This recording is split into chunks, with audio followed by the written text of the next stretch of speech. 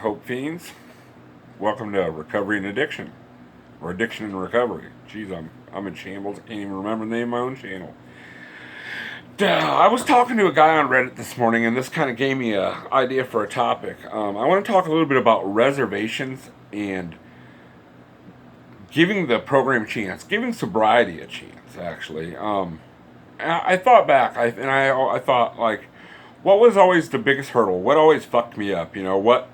Why wouldn't I stay sober, or why couldn't I get sober and stay sober? And I've come to the conclusion that I know I rail on and on and on about this, but the fear of the unknown is a huge one. I'm sorry if I repeat myself a lot, but that's so huge. And letting go of that security blanket, it's a really hard thing to do. I mean, if you've been I've been using drugs for over 20 years easy, and when you're so used to being able to just numb them feelings away, dealing with emotion is so difficult when you're not used to it.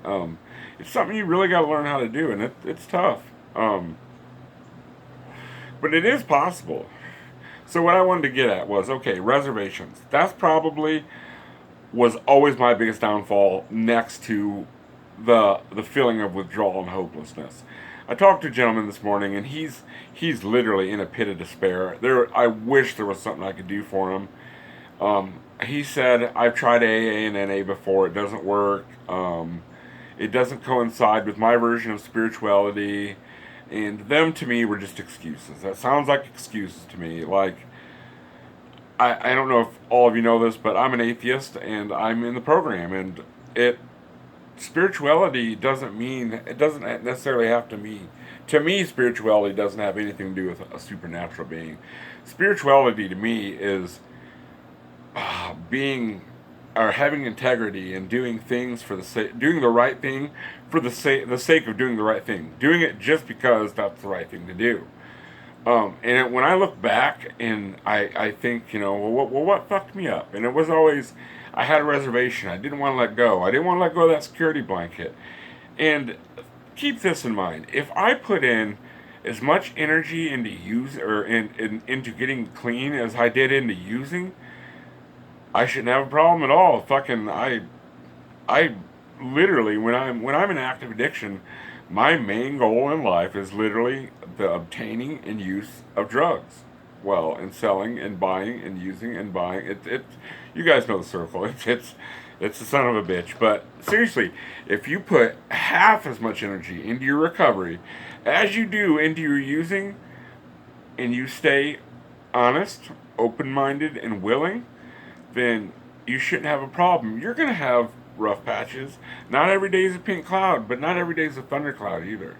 Things do get better. And when you're learning to deal with your emotions, yeah, it's tough. I mean, it's like, I don't know, it's almost like, I guess, comparable to going through puberty again, if I had to compare it to something, because you're just, your emotions are they're just running amok. I mean, very little happiness in the beginning. Very little, because you're not getting the endorphins and the dopamine that you're used to getting.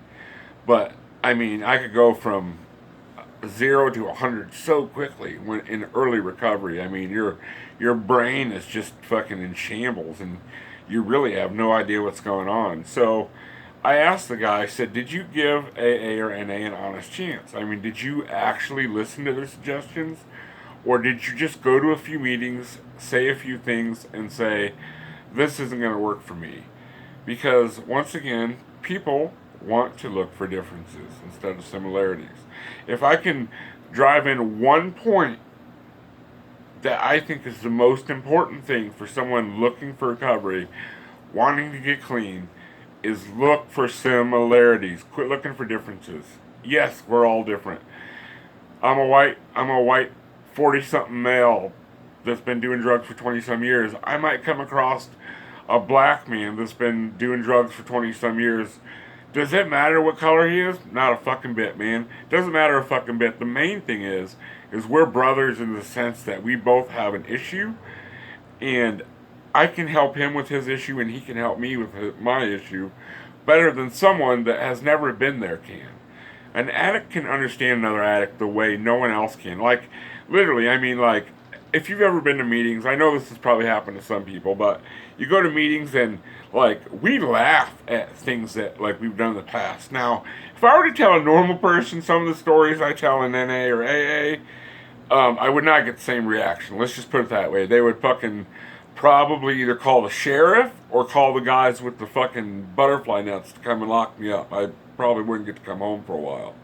So, yeah, it's easy to laugh at it once you're past it. But when you're right in the thick of it, man, it's tough, man. And I'm not, getting clean is no easy task.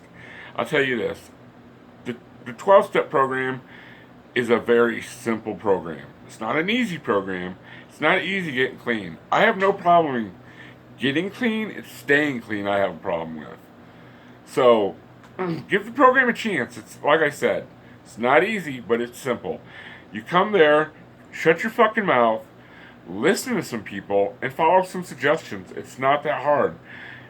Your ego is your biggest enemy. You are your biggest enemy. No one else. Your ego and your excuses you make. Well, I can't get clean now because I got to work. I can't get clean now because I got to take care of the kids. I can't get clean now because of insert whatever fucking excuse you want to insert. But the fact of the matter is, if you want to get clean, you have to stay focused and want to get clean. You cannot have reservations. If you think you're going to go back out and use again, go back out and use again, man. Get it over with. Because until you're ready, until you're ready to make an honest try of this, it's not going to work. And I hate to be a Debbie Downer. I'm not trying to discourage you. I'm just saying, weigh out the priorities. Like, look at the pros and cons of things. Do the rewards outweigh the risks? And if it doesn't, don't do it. But if it does, try it. Try it very hard. And I tell you, getting clean may not seem like it's the thing you want to do when you're first trying. It's fucking horrible. You're dope sick. You're miserable. Your brain doesn't work the way it's supposed to because you've been bombarding it with fucking false signals for years and years and years. So your brain fucking has no idea what's going on. All it knows is it's fucking missing something and it wants it really bad and you're not giving it to it. So your brain hates you at that moment. You're depressed. You fucking hate the world.